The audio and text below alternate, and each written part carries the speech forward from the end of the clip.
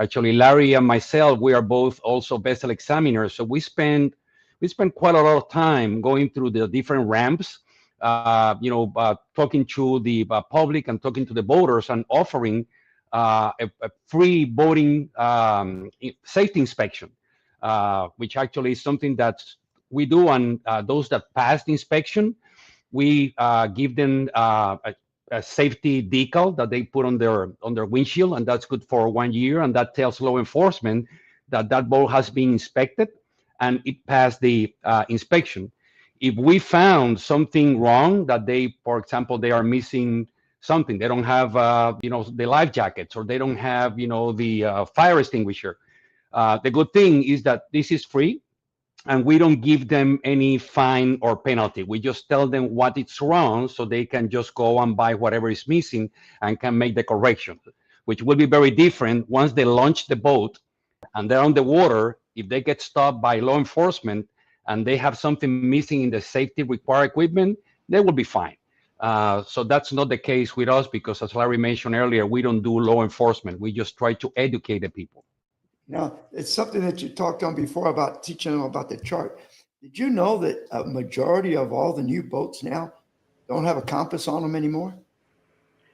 I can, yeah, absolutely. I mean, it was almost like standard. You bought a boat, and they all had compasses on it. Most new boats now, a big majority of them, and I'm talking, 18 to 25 footers, they don't put a compass on them anymore at the factory. I think that's so wrong. I mean, some of them offer you as an option. A lot of them don't even show it anymore. For example, Pathfinder for years always showed it as an option. Then they were putting them in some boats, and then they don't put them on. It's like if your electronics goes out, what do you do? A compass will always work. Exactly. Yeah, exactly. Yeah, absolutely. And I didn't realize that, Sergio, that they're doing that. Now, another regulation, and this not just dealing with the public, but as a commercial fisherman, if you're taking people out for hire, where is the line where you got to go from type 1 to your regular life preserver? Is there a definition exactly, like if you are so far offshore, are you going to be going so far offshore, you have to have a type 1? There's a difference between commercial vessels and recreational vessels. I know, but if you're talking like me as a captain, okay. You as a captain, and I am a captain myself, certified master, 50 tons as well. You are required to carry type 1 life jackets in your boat. But now, according to FWC, I think one of the guys I talked to, he says, well, no, you're in the bay. You're not going out in the Gulf. You don't need a type 1. This has been like, I've heard two different sides to this. I've made a lot of phone calls on that same subject, Sergio, and I've heard every answer you could imagine on that, just like what you're saying. Yeah, that's correct. I mean, if you want to talk a little bit about life jackets, I can talk a little bit about the new label regulation, because that could probably help to answer your question. So the new label regulations has some very specific new items. The first one is that they are not more like type 1, type 2, type 3, type 4, and type 5. They are now based on performance and buoyancy. So it has a classification. The first one is 50, which is like for kayaks and small craft, paddle craft. Then it moves to the next level is 70. And as you move up, the level of buoyancy, it's higher. 70, it's more like for the near coastal activities. And then it goes to 100. And that 100 has more, buoyancy. So that one is for more like near coastal. And then you have the 150, which that one is for offshore, activities. So the difference between 50, 70, 100, and 150 is the level of buoyancy. Again, the higher the number, the higher the buoyancy. So basically what that means is that depending on what you are planning to do, if you are planning to stay in the bay, and near shore, you can go probably with a 70 or 100. If you plan to go offshore, you must have 150, because the other thing that you had to watch is that this new label, you will see that in addition to that number, you will see an icon with an arrow. That means that if that life jacket has the ability to turn over an unconscious person. So if you see that arrow with a line, crossing the arrow, that means that life jacket is not intended for offshore, and it's not intended to turn over an unconscious person. But if you see just the turnover arrow, that means that life jacket, it's good for offshore and could turn over an unconscious person. What I see, though, this has got to be a nightmare for the retailer. It is. It is. Actually, I will tell you more. Life jackets in inventory? Yeah, actually, both still good. So people that carry the old life jacket, they can continue using those as long as they still serviceable and in good conditions. Stores that they still have of the old inventory, they can continue selling those until they get rid of those. The new regulation has been in place now for a couple of years, but they were going through a transition. I believe that officially started to be enforced as of January 2025. So it's just starting, but there's still a lot of inventory out there. And again, if you as a boater still have those old type 1, type 2, type 3, you can still using those as long as they are serviceable. Okay, but I guess I never really got because as an inshore fisherman, a captain, a six-pack. If you're going to be fishing inside Tampa Bay, not in the Gulf, do you have to have a Type 1? At least until last year, that was the case. Now with the new label, I don't really know. I have to double check. I would say that your Type 1, because I'm sure you have your Type 1s, you can continue using those, as long as they still serviceable. And, and if not, you should use a Type a 70 or 100. So I think the question is the captain required to have the Type 1 all the time if he goes out in the Gulf, or can he get away with having the other cheaper ones when he's just in the bay? I think that was what Sergio's question was. Right. Yeah, it is. I mean, I've always had Type 1, but Type 1s are so bulky, and like kids don't want to wear them. You got a 7-year-old kid, 6-year-old kid in the boat, you give them a Type 1, and they just can't stand it.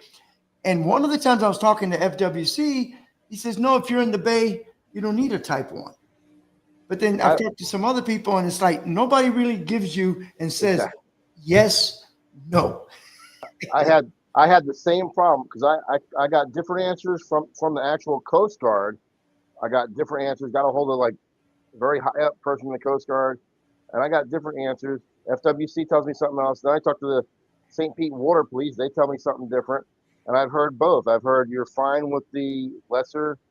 If you're in the bay, even if you're a charter, you're fine with the lesser one. Mm-hmm. And I've had other people tell me, other agencies tell me, no, you need Type 1. And I've been checked with the regular ones and have never had a problem in the bay. In the bay. I mean, no, I was going to say just a disclaimer. In our case, Larry and myself, we are focused more on the recreational boating safety. Right.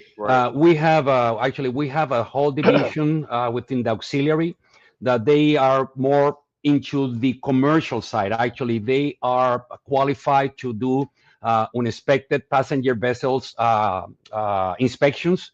Right. Larry and myself, as vessel examiners, we can inspect vessels up to 65 feet, but recreational vessels, non-commercial. Let me ask you another question. Mm-hmm. Any changes on the inflatables life vest?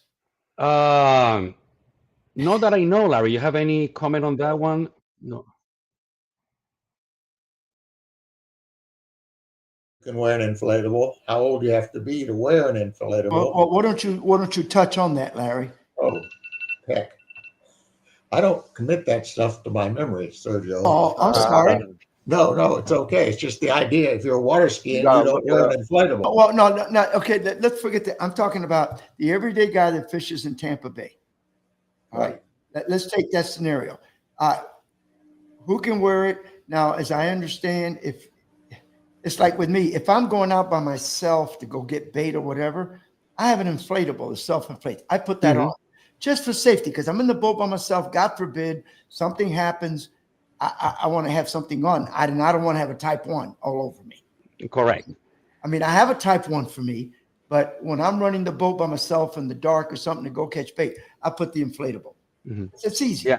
And actually, I do the same. I use an inflatable, and actually, within the inflatables, you have also different categories depending on the buoyancy. You have inflatables for inshore, and you have inflatable for offshore.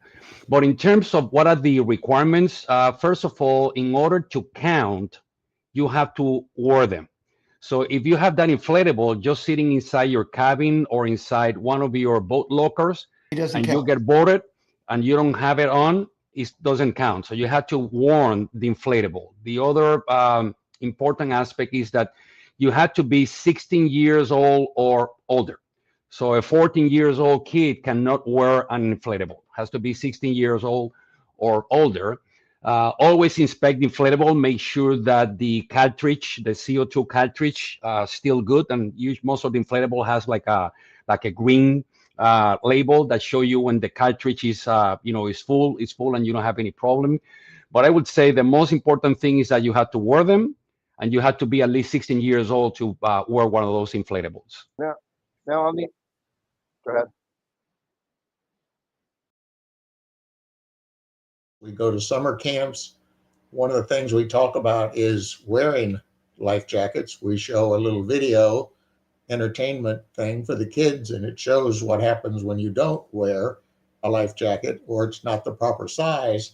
And we always make the point to them, we know almost for sure your parents, when they're out on a boat, don't wear a life jacket, because you can watch the boats launch from the boat ramp. And if you see somebody wearing a life jacket, it's because they're auxiliary, or maybe they're a child 5 and under. Right. It's very, very rare. And we try to teach the kids why you need to be doing that. But we also say maybe you can tell your parents about these inflatables that they can buy now. They're not bulky. They're not uncomfortable. They're not hot like any of the other life jackets. And you might convince them that maybe they should do that. We actually had a member of our flotilla one time whose life was saved. He was out by himself, had his inflatable on. He was throwing a cast net. It got him caught somehow or other, pulled him overboard. His inflatable PFD saved his life. He was able to get back on board. Are you guys going to have samples of the new life preservers at the kids fishing clinic on June 7th? Yes, we will. You're going to have the new ones there? Yeah, we'll have at least a couple of samples. Yeah. Okay. Just to show the labels. You're going to have the inflatables there too? Yes. Yeah. Okay. Good. On the inflatables, do they have different rings for the buoyancy of those also? Yes. Yeah. So those goes, as I said, they are like inland, which I think has like a 26 pounds buoyancy. The one that I wear, it's an inflatable, but is for offshore. So that one has a 36 pounds buoyancy. So if you look at the inflatable, especially back on the neck, it has an extra, piece that inflate, and that's the part that if I fell overboard and I am unconscious, that will turn my body, face up, basically. So it has different buoyancies, correct? Right. All right. Now let's talk about the regulations, if any, on the electronic, cutoff switch, because I've heard a lot of stuff lately on YouTube and all that kind of stuff. Larry, you want to talk on that about a little bit?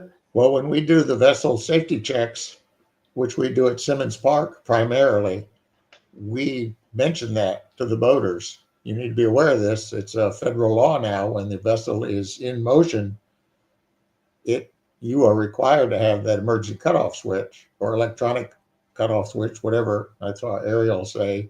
You are required to wear that.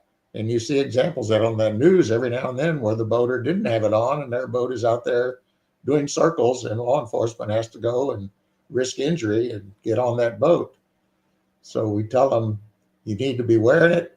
If you don't want to wear it on your wrists or on your ankle, there are some that work on Bluetooth that you can buy I thought that was a great idea. I went to Amazon. They were like $500. So Not a good idea. I saw a couple of them at the boat ramp. People had them, but you got to be able to afford that sort of thing. Yeah, a tether is a lot cheaper. Yep. Yep. And You're required to have 2 of them now. 2 of The them. Coast Guard says, yeah, because if you happen to lose one, what are you going to do? Well, if you lose one, your boat ain't going to run. Right. So you want to have a second one so that you can keep your boat running. Yeah. If it ain't on the boat, your boat ain't going to start. So you don't have to worry about that part. That one is not a requirement. It's not a requirement. It's more a suggestion from us that hey, if you go overboard, at least whoever stay on the boat can turn on the boat and go back and pick you up, basically. That's funny too. Now he Yeah. can wave you. You swim off towards me. Swim over, yeah. But if you have a strong current, oof. That's right. Yeah. I'll tell you, one time I was getting ready to leave. I troller motored out from a flat. I go to start my boat. I get nothing. I thought, oh, maybe I'm not in neutral good. So I checked it, made sure it clicked in. Nothing. I call up another captain that was nearby. I said, hey, I'll let you know, but you might have to take my clients in for me because my boat's not starting. I checked my oil level. That was good because, you have a shut off for that. What it was the emergency tether was still underneath the thing, but it was just enough out that it looked like it was still there, but the switch moved down just enough to where it was cutting my motor off. And it was just a matter of just pushing that thing in just a tiny bit. Well, I hope you discovered that yourself. Yeah, I did. Took a few minutes, but yes. It's just like when you call somebody to come to your house because something don't work, and the guy comes in and looks at you and he plugs it in. Yeah. It works. Yeah. $75. Yep. Well, Last call. after I checked the oil level, I was like, let me just see something. And I looked at the switch. I was like, it looks like it's in. And I pushed it and I heard it go click. And I was like, uh-oh. Started right up. I called him back. I was like, yeah, it was a kill switch. Don't worry about it. Now, in the last, I would say, I don't know, George, the last 6-7 years, kayak fishing has really taken off. What do you see as far as problems on the water? Anything you can come up with as suggestions to people that are thinking about buying a kayak or just bought a kayak, of things that you've seen have been a problem with kayakers?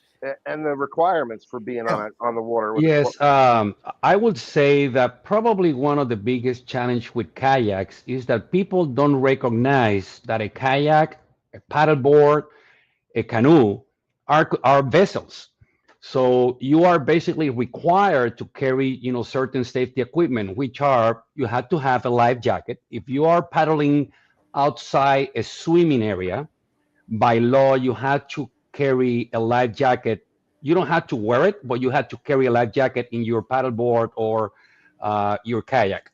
You have to have a whistle or some sort of sound producing device to make sure that if you get in trouble, you can do that. I would say those are probably the 2 most important requirements. Very important that if you are paddling in a very congested boating area and you are in the middle of the channel, stay out, because boats, they need to stay within the channel, otherwise they could run aground. So don't be in the middle of the channel. Just paddles can pretty much paddleboard or a kayak in 6 inches of water. So stay on the side. So sound producing device, life jacket, make sure that your paddle is in good condition, dress properly. During winter time, make sure that you wear layers of clothes to keep your body warm. And during hot weather, now in summertime, make sure that you keep yourself with very light clothes, but also use good, sun protection, to make sure that you don't expose to your body. So I would say, anything else, Larry, that I'm missing? I would say that there is a Coast Guard auxiliary class, paddlecraft class. We don't teach it in our flotilla. It would take us to have a member that was a kayaker that would step up to be an instructor. We don't have one of those yet, but it is taught around the bay, and they talk about those things that Ariel is just covering. What is there a certain style of PFD required on a kayak? Actually, there's one inflatable now that I just purchased, which looks like a fanny pack. So you just put it on your wrist. It's very small. Unfortunately, I don't have it here with me, but it's literally probably Yeah, I've seen the them. size It's a of little two. purse. Yeah. Exactly. It's like a little purse that you put on your wrist, on your waist. Sorry, on your waist, and it's an inflatable. It's very comfortable. You don't really feel like you're wearing that, and that's perfectly acceptable. Actually, it's a U.S. Coast Guard approved um, uh, life jacket for that type of activities. The water, That's not good. like If you a hit your head, regular you're unconscious. PFD would, the All right, now, uncomfortable kind. are you ready for the next question? Man, I got some questions for you. Yeah, Uh-huh. go A ahead. lot of Shoot. this stuff, I want to really, a lot of people don't know the answer. And I think they, look for somebody like yourself. Tell me about in the Bay, when you're talking about flares and all that, what is required if you're inside like a Tampa Bay on your boat on a regular, let's say a 16 to 25 foot boat? Yeah. Mhm. If your vessel is 16 feet or larger, it's required to carry some sort of vessel distress signals. If you are outside of inland waters. Now, inland waters are defined like rivers, inlets, and an estuary. However, while Tampa Bay probably fall under some of that, Tampa Bay is not considered inland waters, according to the definition, because the entrance of the Tampa Bay is more than 2 miles wide. So if you have a bay that the entrance is more than miles wide, that's considered open waters. And in the case of Tampa Bay, pretty much open to the Gulf. So people boating in the Tampa Bay, they must carry, the vessel, the VSD, or the vessel distress signals, and the requirement is that you have to carry 3 daytime, 3 night times, or a combination of both. So if you look at the average, the regular distress signal that you can buy anywhere, any stores out there, the ones that are like the torch, like those, Right. Yeah. yeah, those are for day and nighttime. So that one and the 12 gauge, the one that you shoot with the gun, Right. that one is also considered or classified as day and nighttime. So you can carry either 3 of each or 1 and 2 of the other ones, but you have to carry at least 3 daytime and nighttime, or a combination of both. Okay. So if you have so when you say a combination of both, you have to have how many total? 3. 3. Exactly. 3. Actually, most of them, they comes in a pack of 4. So if you buy the 12 gauge, cartridge, Don't they have like one is a night and then 3 are day or something like that when you get the package of 4? no, actually, no. They usually comes in a pack of 4, either the 12 gauge or the regular flare. So you're buying basically 4 of each. Now, the big difference between those two that I just mentioned is that the 12 gauge, when you shot that one can be visible up to, I believe, around 20, 21 miles far. Okay. The other ones, the ones that you just, kind of squeeze and activate, and it's pretty much like a candlelight. Right. That one's it can reach almost about just 7 miles. So honestly, I carry both. I like to be, fairly safe. Yeah. But as a boater in Tampa Bay, Yeah. do they have to carry both, or they just have to carry one of the two? One of the two. One of the two. And you have As to have long a minimum of how many? 3. 3. Okay, Exactly. so you don't have to carry the gun and the flares. Correct. Either one. Either one of the two, it's legal. As Correct. long as, That's where a lot of people get confused. I talk to a lot. Well, no, you got to have them both. Now, Actually, I will take that a little further. Now, there are, because the ones that we are talking are the pyrotechnic visual distress signals, but they are now non-pyrotechnic visual distress signals, which are it's like an LED light that shot the SOS signal, and those are battery power. So obviously you need to make sure that they are fully charged. It costs like $80. But how good is that during the day? That's for nighttime. Oh, okay. I was going to go for that. That's for nighttime. But then for daytime, you can use what is called an inland distress flag, which is like a square orange flag with a big circle and a square. And so sorry, I don't have one with me here. But that is called an inland distress flag. So if you have one that distress flag, and you carry also the light, you are good. Because you have both. And they don't expire And they because don't the expire. pyrotechnics expire. We run into that all the time. People will find that their flares have expired and they have to go get new ones to qualify for the decal. I think too, what happens there is those flares are good for a few years, and then you forget about it if you don't think about it.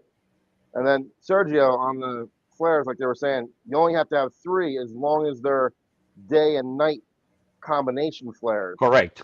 All right. Correct. And I think that's what most people carry right now. Is that Yes. Yeah, it's cheaper and it does both. Yeah, exactly. But as you're saying, Barry, you got to be very conscious on when is going to be the expiration date. What I do is on all of mine, it's on my calendar on my phone and in my computer, and I Right. put it a month ahead. I put it like every 2 days or like 3 times, reminding me that, hey, Reminder. Yeah. go buy new flares. Go buy new flares. So if the first day I don't pay attention or something happens, 3 days later it's going to show up again. Within a 10-day period, it's going to remind me 3 times that I need to buy flares because it's going to be due the next month. I do the same. So the other question is, how many of those folks with flares know how to light a flare, how to Actually safely use a flare? Because you're not supposed to be doing that when you're on the water.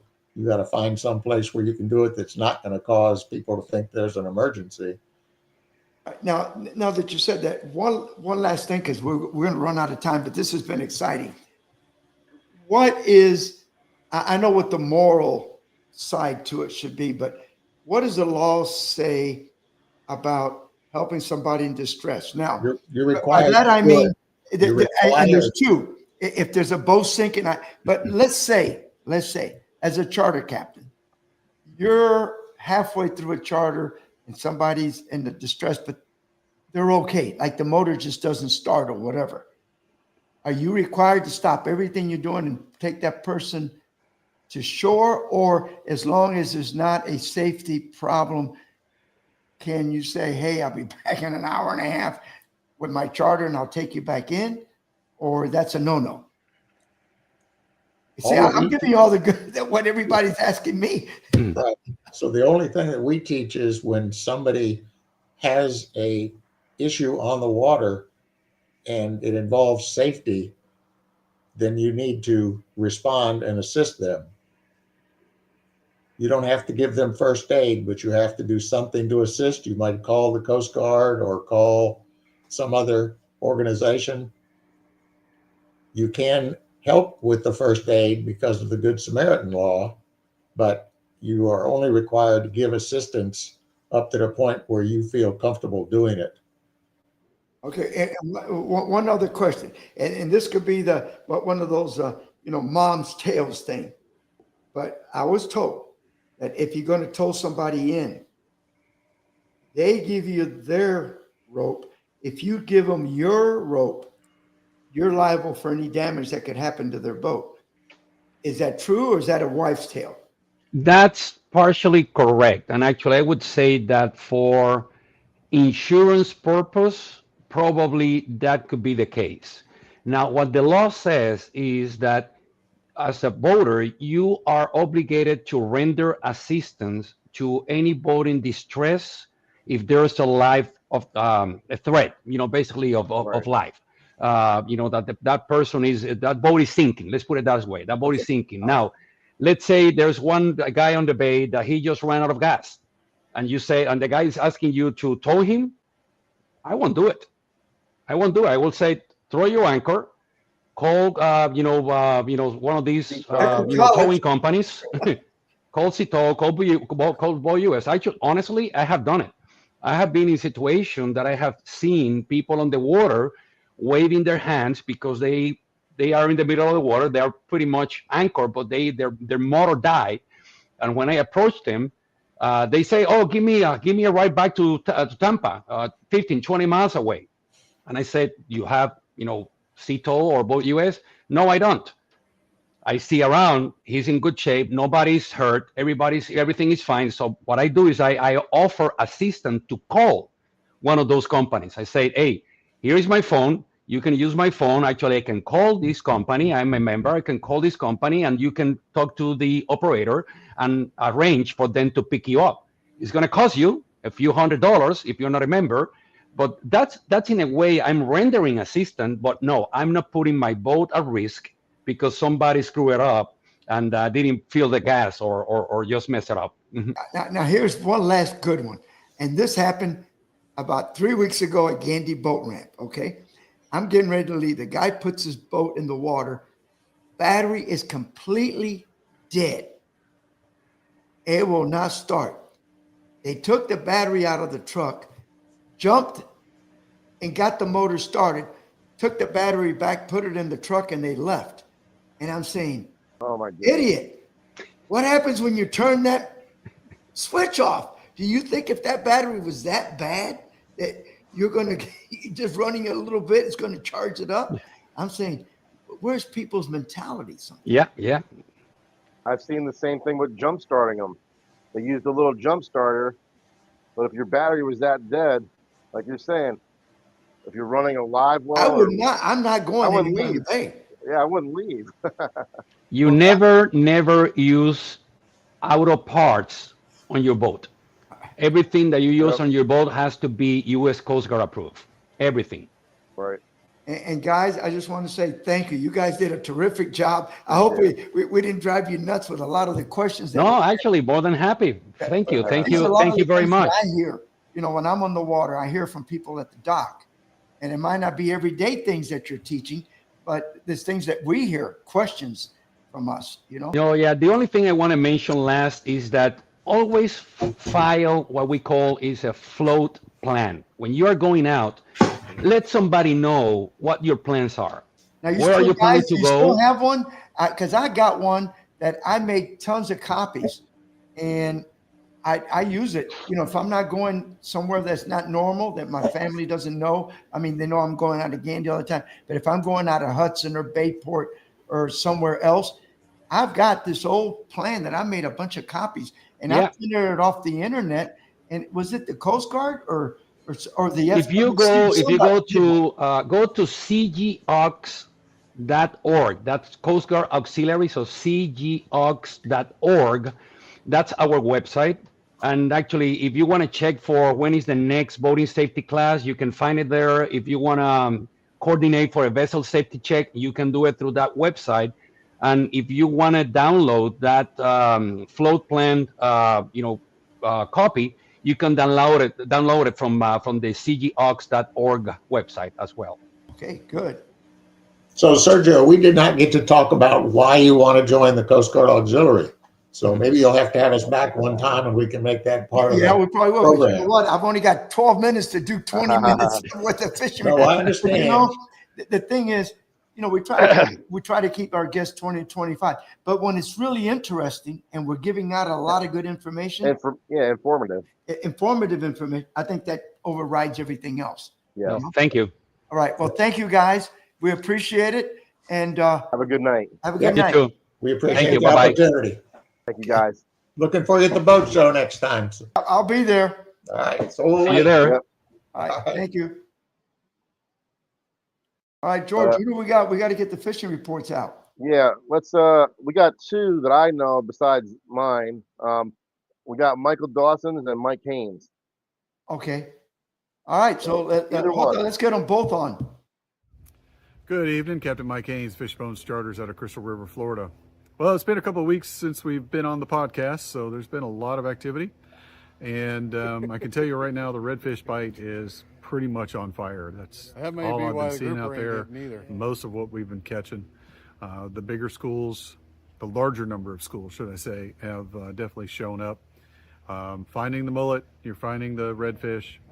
But I will say one key thing is when the tide is low, get away from the mangroves.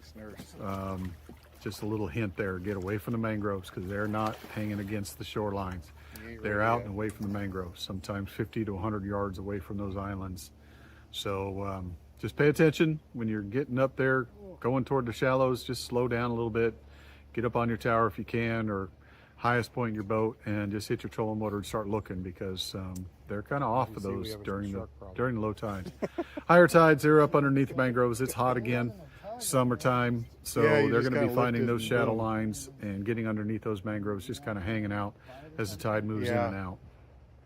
Seems like the morning bite is a little bit better than the afternoon bite. Again, I think we're hitting our summertime pattern, so early morning, later evening is your better bet for catching some of these fish, along with the trout. The trout just recently had a spawn up here, so they're starting to transition out to about 5 to 6 foot waters, which is about 2 to 3 miles out. Most of the time you can find some decent water like that, just where the thermocline starts and where there's a little cooler water just near the bottom. So that's where they're located. Jigs, you can catch them on popping corks. Just make sure that popping cork leader is about 3 to 4 foot.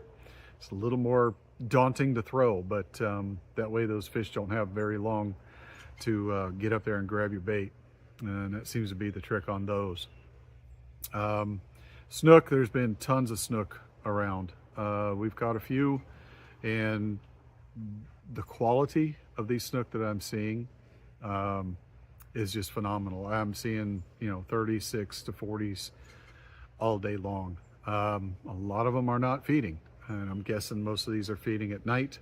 So next full moon comes around, if you got a chance, get out there in the mangroves and throw some lures around, some popping corks, stuff like that.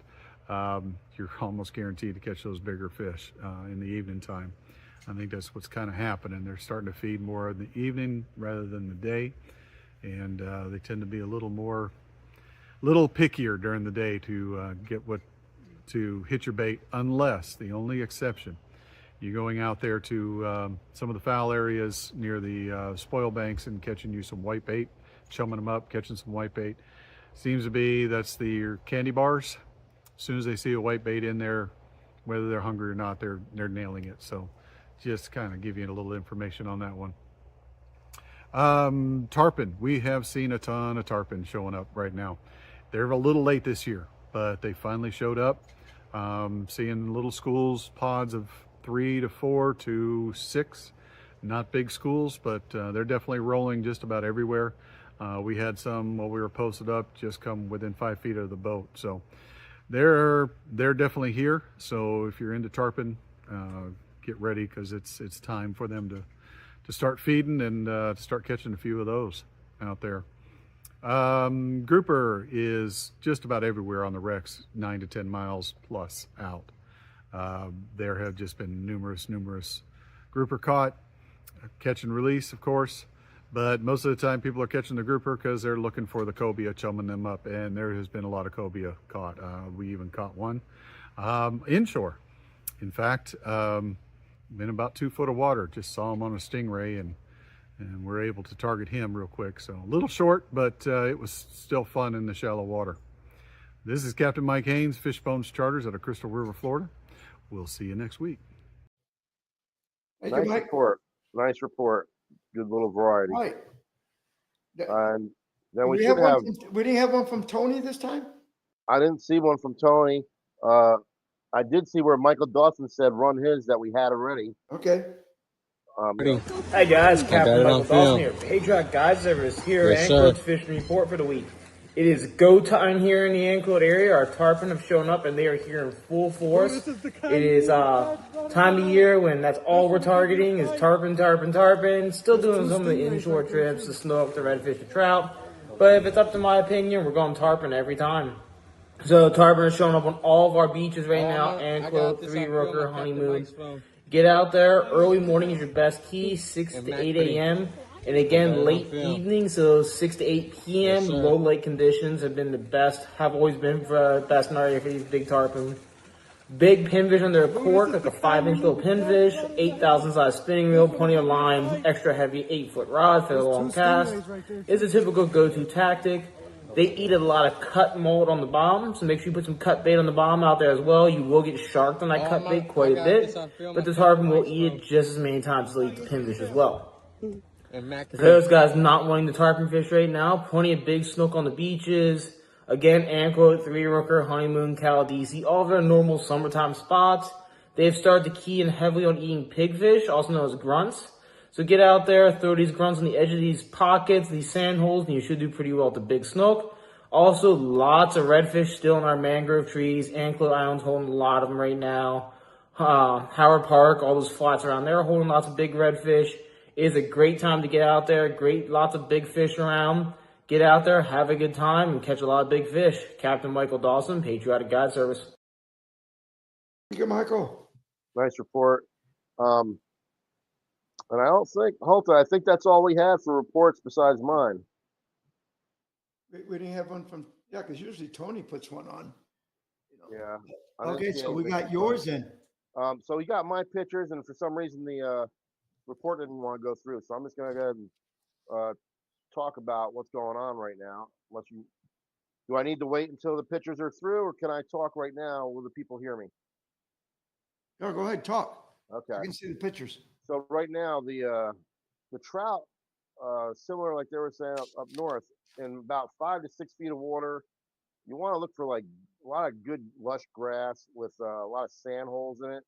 The sand holes really hold a lot of the fish where they're laying the sand holes and they'll pop up, to grab a bait. Right now I'm throwing either white bait, and I like to mix it up because sometimes the white bait is doing better than the artificial. Sometimes the artificial is catching more trout. I'm throwing the saltwater assassin. I'm throwing two things. I'm still throwing the chicken on the chain, and then I'm throwing another one now called the slam and shad, and those are the 4-inch sea shads.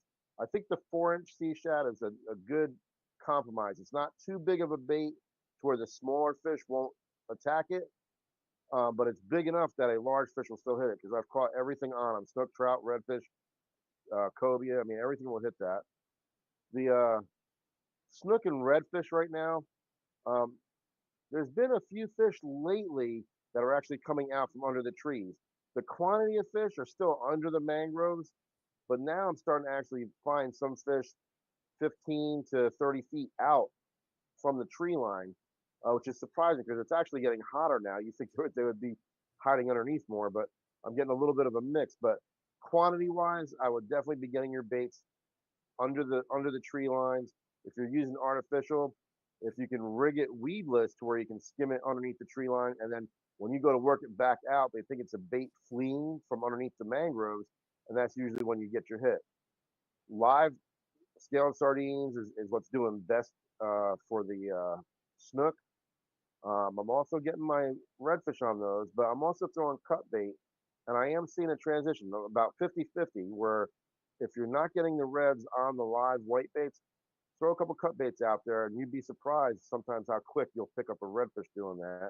And snook will hit that also, but the live white scaled sardines, throwing them basically along the tree line, even into the trees, so those baits drop down in the deeper part of the trees, and then when they swim out, that helps bring the fish out from underneath, and that gives you more of an advantage. This way, when you first hook them, they're not already 4 foot under the tree line. They're out and going to run back. And then at first, if you're good at fishing to where you know how to cup a spool to where you can put a little more pressure on that spool, but not dead stop it to get that fish's head turned, to get him out from underneath the mangroves, and then you let go and enjoy the fight. If you're not used to that, you'll have to run a tight drag. And then once you get them away from the tree line, then you can loosen it up a little bit. That way, if they, towards the end of the fight, if they jerk or your leader's wearing, it'll give you a little more forgiveness. But that's the main thing. Now, we've got an influx finally of good-sized mackerel have come up into the bay, all the way up to Gandy, maybe even north of Gandy. I don't know. I haven't been up that way lately. But your reefs, your range markers, and the edges of the grass flats where it drops to about 8-9 feet deep, a lot of mackerel. I've been getting bit off because I'm not really targeting mackerel too much, but they're around. So look for your rock piles, look for your bait stools, and just try to work those areas. And, if you're a person that doesn't like to move around a lot, If you find a range marker that's got a lot of, you'll see a lot of showering thread fins right now, and that a lot of times will bring a lot of mackerel around. Get uptight of that, drop a chum bag off the side of the boat, off a cleat, and you'd be surprised the amount of mackerel will actually come to your boat. If you don't have a chum bag, start throwing chunks of your whitebait out there and get that scent in the water and those pieces floating back, and then drift the bait back in that, and you'll get them. And they're a good fight.